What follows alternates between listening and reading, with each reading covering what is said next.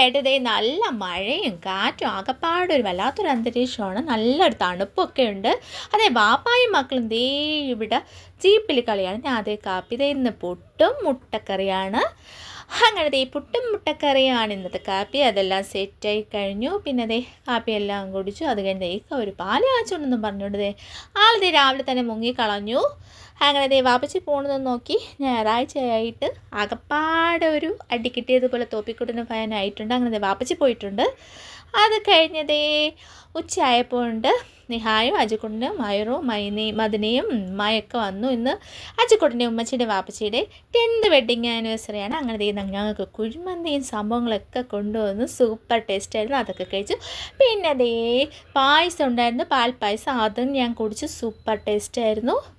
അങ്ങനെ ഇത്രയൊക്കെ ഉള്ളൂ. ഇന്നത്തെ സൺഡേ സൂപ്പറായിരുന്നു. അപ്പോൾ ഇനി നമുക്ക് വീണ്ടും നാളെ കാണാം. പിന്നെ അതേ ഒരു കേക്ക് കൂടെ കഴിച്ചിട്ടുണ്ട്. അപ്പോൾ ഇത്രയുള്ളൂ. വീണ്ടും നമുക്ക് നാളെ കാണാം.